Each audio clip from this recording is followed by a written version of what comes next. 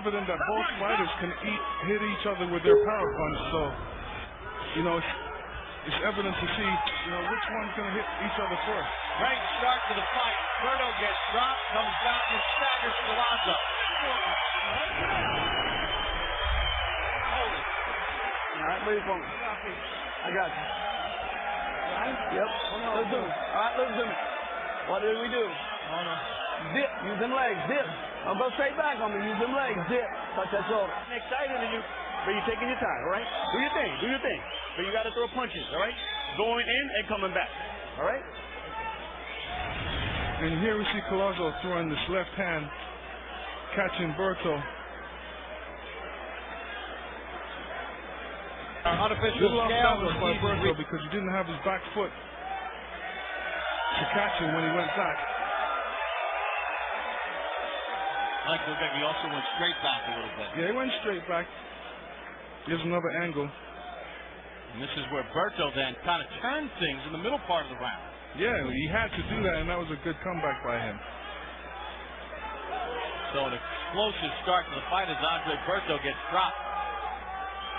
To start the round, comes back against Collazo. Both guys had their moments in that round. And we begin round number 2. And the timekeeper a little bit off on the time. That was a long 1 minute. Neither guy, I'm sure, minded.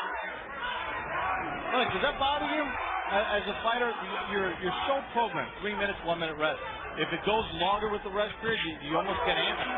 You get a little antsy. I mean, you know, if it was later rounds, you always love the fact that, you know, you get a little extra time to rest.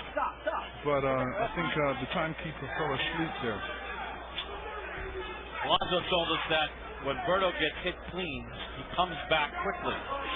But he opens himself up, and he gets a little wide. Collazo's game plan coming in is to draw the counter from Berto using feints and then counter Berto's counter. Easier said than done.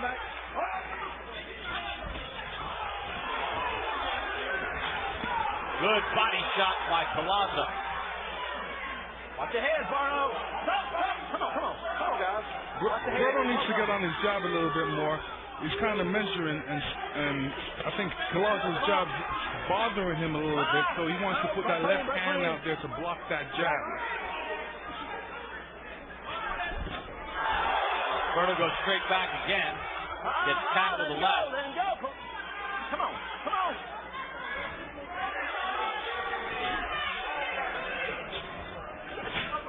Berto shoots a good right hand on the inside. That's special kind of hand. Let's go, Berto.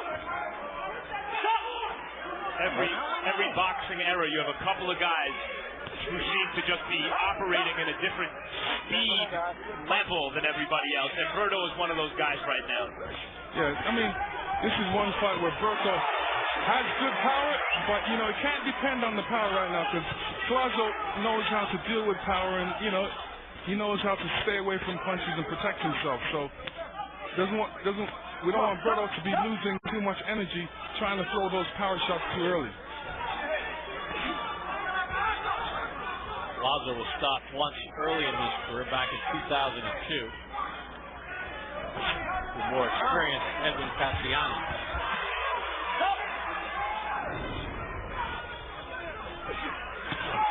There's the hand speed, the combination from Berto.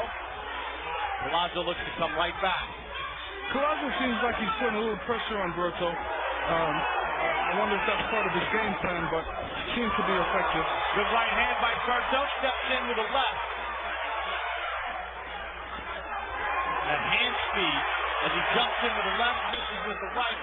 End of round number 2.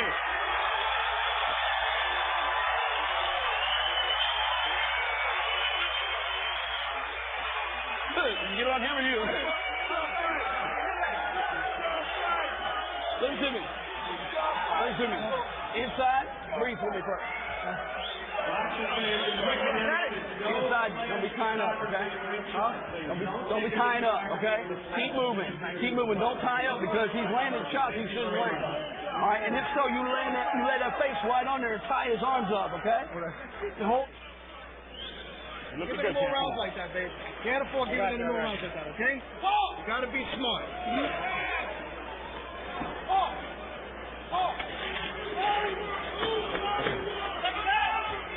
Come on, Tim. Good job. Use your legs. Pop, move. Keep circling. Don't stand right in front of him. One of the things that Andre Berto did in round number 2, Lennox, we talked about it, kind of increased his intensity. As Berto opens up with another combination, he threw 24 more punches according to CompuBox in the second round. 54 in the round as opposed to 30 in round number 1. See what a solid throw Collazo is. How could an opponent not be impressed with Berto's ability to land punches with that hand speed? Yet Collazo remains determined and seemingly unimpressed by Berto. I think Collazo hurt Berto there. Berto was kind of holding on. It looked like he was bothered by one of those short shots inside. One more. That's a warning. All right? Stop holding. All right, you heard Berto. He's been warned a couple times for holding.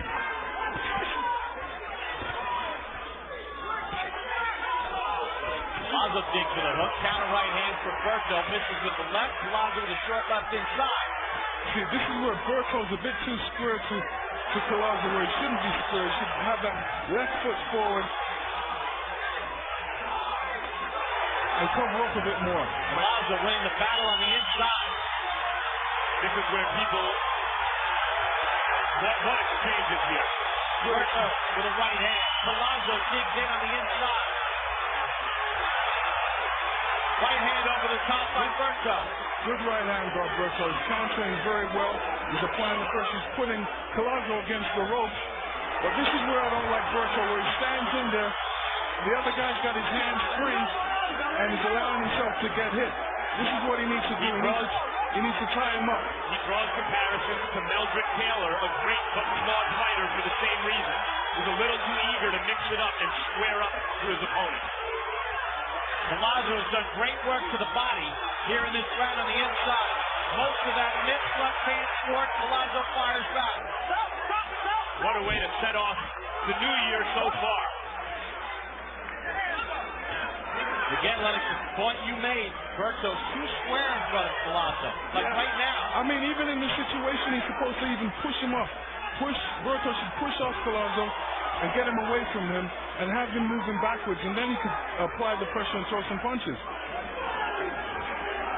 That body work by Collazo is taking a toll on Berto, who looks gassed already. Left hand, counter right. Collazo says, didn't hurt me.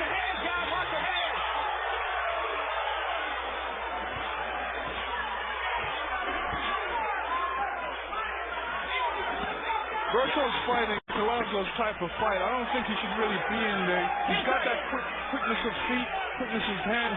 He should actually be in and out. Go do his damage inside, then come out and use his footwork and move around the ring. Big round for Luis Collazo.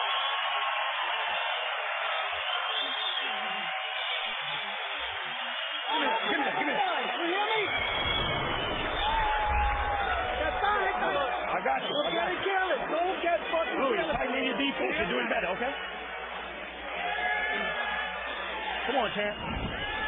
Lou, once in a while you gotta hold him. Break the fucking momentum, all right?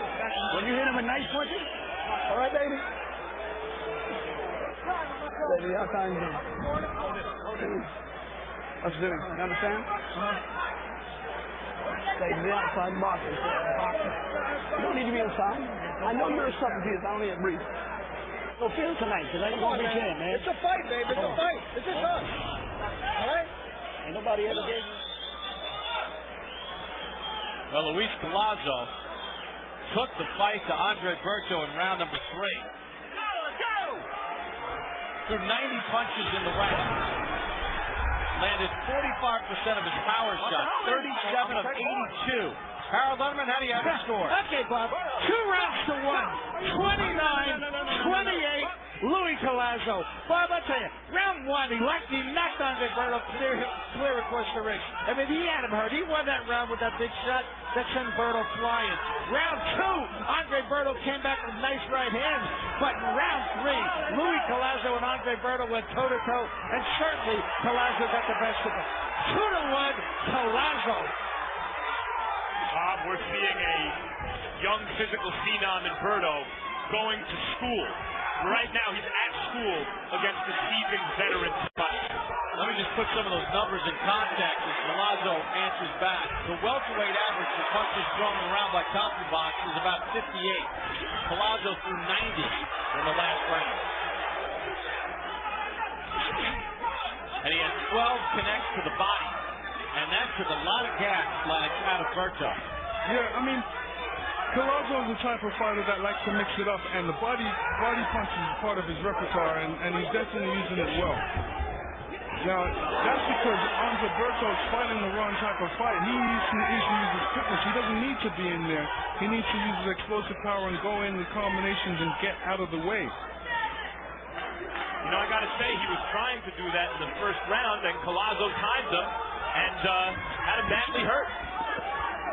Collazo kind of felt lost that when Berto gets hit, he gets open, he gets a little reckless, and Collazo has made him pay. He's lured Berto into his kind of fight. I don't think it's an accident that Berto is now finding himself in this kind of fight. And well, the conditioning is going to be put to a test here because it's been a hard 3+ rounds. And there's still a long way to go, but, you know, like I said, he's boxing the wrong type of fight right now. This inside stuff really takes out a big toll on. Referee's going to warn Berto for holding. He's taking a point away. And he has warned him. He warned him in round 1. He warned him in round 3. He told him in the last round, this is your last warning, and I'm going to take a point away. Very rare you see a point deducted just for holding, not just holding and hitting. And I applaud the referee, but it's uncommon. Even going backward, Collazo able to pick off Berto coming in. Ref was very clear with Berto. This is your warning a couple rounds ago, and he means business.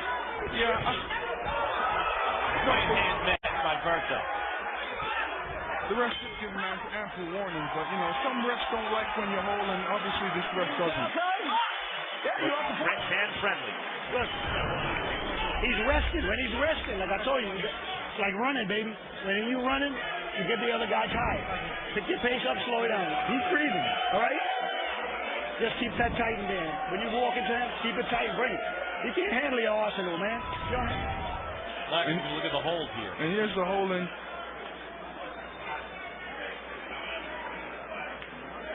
Collazo did a little holding there, too. Looks like both of them were holding, but the referee has given Berto a couple rounds of warnings, and this is the time he took the point away. I just try to hold it together. Okay? I don't need it.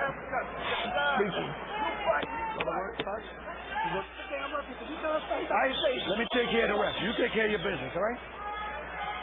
So point deduction for Andre Berto in a round he didn't win. Let's go.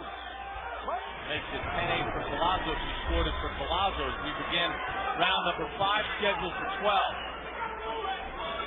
One of the things that Collazo has added to his game is that it's the first time in his career his mouthpiece comes out for Collazo. In a situation like that, when you punch out the mouthpiece, you keep on fighting. You don't care about waiting for the ref to pick up the other guy's mouthpiece.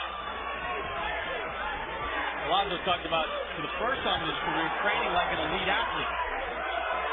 Using a strength coach, conditioning coach, trying to take his game to the next level. And, you know, after a certain point, this is what you have to do. Most good professional boxers realize that they need a bit more. You know, after the amateur program, you know, you need, and you step into the professional program, you need a little bit more power.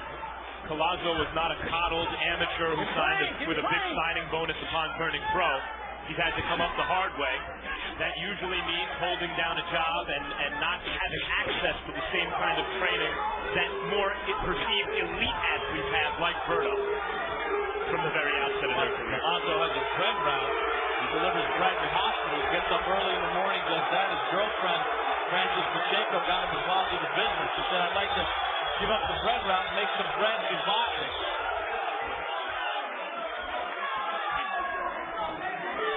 One of the issues with Berto here, who struggled tonight and is probably down on the scorecard, you'd imagine.